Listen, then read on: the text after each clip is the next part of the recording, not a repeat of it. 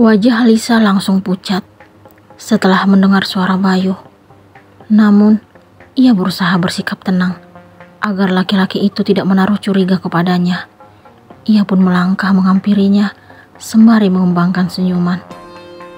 Ia langsung bersikap manja hingga Bayu terpesona dengan sikapnya.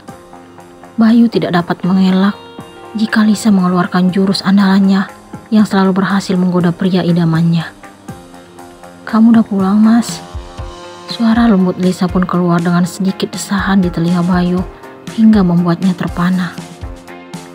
"Iya sayang." "Oh ya, tadi aku dengar kamu lagi marah. Ada apa?" Bayu mengingat apa yang Lisa lakukan tadi saat dirinya baru memasuki kamar. "Lupain aja, Mas. Itu gak penting. Sekarang kamu mandi dulu. Nanti aku siapin baju gantinya." Lisa melepaskan dasi Bayu, lalu membuka kancing kemejanya. "Keromantisan ini yang membuatku untuk tetap memilihmu, sayang." Bayu langsung memanjakan bibir Lisa dengan bibirnya. Lisa dengan senang hati membalas aksi pria itu. "Nakal ya. Baru juga pulang, udah nyosor aja." Lisa memainkan matanya setelah selesai melakukan kemesraan tersebut. "Aku gak kuat melihat godaan dan pesonamu, sayang. Pesona ini hanya untuk suamiku seorang." Lisa pun mengusap kedua pipi Bayu. "Sekarang kamu mandi dulu. Nanti kita lanjutin lagi." Wanita itu mengembangkan senyuman. Bayu pun melangkah memasuki kamar mandi untuk membersihkan tubuh. Ia merasa kalau Lisa selalu mampu membuatnya seperti pasangan pengantin baru. Pesona yang ditunjukkan oleh wanita itu membuatnya makin mencintainya. Sementara itu, Lisa kembali membuka layar ponsel, lalu menghubungi Rio. Ia masih sangat kesal saat Dani tetap berusaha mengundang amarahnya. Ia tidak ingin jika Dani terlepas dari genggaman Rio. "Halo Kak," terdengar suara Rio dari seberang telepon. "Kakak minta sama kamu, jangan sampai laki-laki itu bebas. Bila perlu, kamu kembali tutup mulutnya supaya tidak bersuara. Kemarin kakak nyesel karena meminta kamu membukanya. Kakak sangat membencinya." Lisa memastikan kepada Rio untuk kembali menutup mulut Dani. "Oke Kak, aku akan melakukan sesuai perintah kakak." Lisa pun mengakhiri pembicaraan lalu mematikan telepon. Ia segera mempersiapkan baju ganti untuk Bayu. Laki-laki itu sangat berharga untuknya karena telah mengubah kehidupannya hingga 100%. Bayu pun keluar dari kamar mandi lalu mengenakan pakaian. Setelah itu, ia langsung menuju ke arah tempat tidur anak yang telah Lisa lahirkan. Ia tersenyum memandang wajah bayi mungil itu. Hatinya sangat tenang. "Hai anak papa yang cantik. Tidurnya pulas banget sih. Bangun dong. Papa kangen nih." Bayu berbicara kepada Keisha sambil mengusap pipinya. Lisa terharu melihat pemandangan itu. Ia pun menghampiri Bayu lalu memeluknya dari belakang. Laki-laki tersebut kembali merasakan kehangatan dalam dekapan Lisa. Ia menoleh ke belakang, kemudian tersenyum manis kepada wanita itu. Bayu bangga memiliki pendamping hidup seperti Lisa. Sedangkan di tempat lain, Dani sangat marah diperlakukan kasar oleh wanita yang masih sangat ia cintai hingga saat ini. Ia tidak pernah menyangka kalau Lisa sangat tega berbuat sekejam yang ia rasakan saat ini. Rio dengan kasar kembali menyumpal mulut Dani dengan kain hitam. Ia menjalankan semua perintah yang diberikan oleh sang kakak sepupu, sebab yang ada dalam pikirannya hanyalah uang semata. Ia tidak peduli lagi atas tindakan jahat yang ia lakukan. Dirinya tidak memberikan kesempatan kepada Dani untuk membela diri. Ia dan kedua temannya dengan kasar dan tanpa belas kasihan tetap menyakiti Dani atas perintah Lisa. Mereka memberikan pukulan di wajah dan perut Dani. Mereka dengan kasar juga menendang Dani jika melakukan perlawanan. Hidup laki-laki itu sungguh sangat menderita Ia tidak hanya dipisahkan dari sang buah hati oleh Lisa, tetapi juga mendapatkan penyiksaan.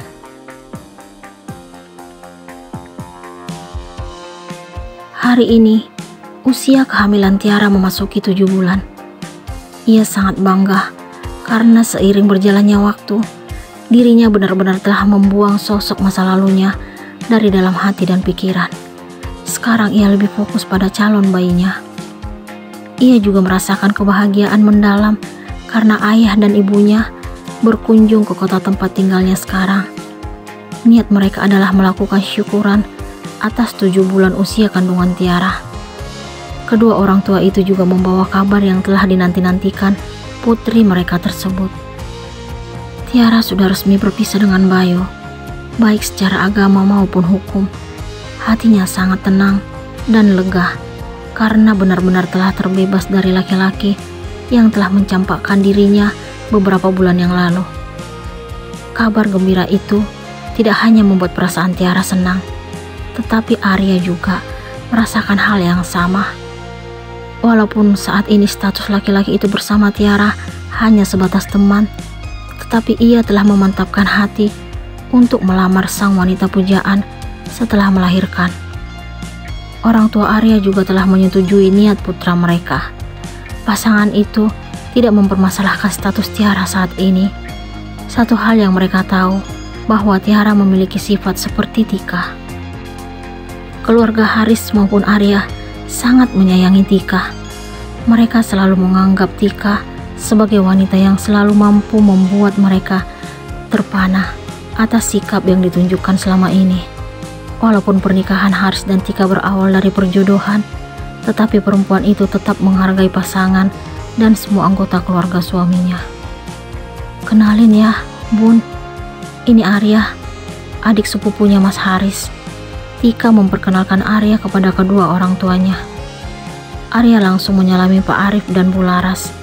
Ia sangat bahagia karena akhirnya dapat bertemu dengan orang tua wanita yang sangat ia cintai. Hati kecilnya ingin menyampaikan bahwa dirinya akan mempersunting Tiara setelah melahirkan. Akan tetapi, niat itu ia urungkan karena merasa belum saatnya menyampaikan hal itu sekarang. Ia hanya berbicara seadanya bersama orang tua Tiara. Ia tetap memendam hasrat yang sudah lama terpendam. Dirinya yakin waktu itu pasti akan tiba. Setelah berbincang dengan orang tua Tiara, Arya mengajak sang pujaan hati duduk di teras depan. Ia sangat bersyukur karena saat ini Tiara tidak pernah lagi melakukan penolakan untuk bertemu dengannya. Ia makin yakin untuk memiliki wanita tersebut. Bunda kamu mirip kamu banget ya, Dek. Arya membuka pembicaraan.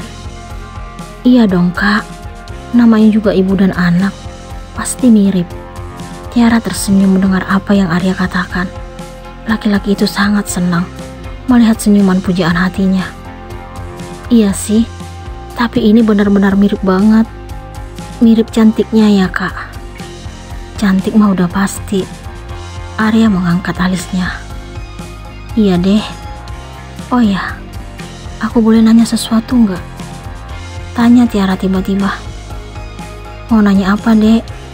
Arya penasaran. Kenapa kakak peduli padaku?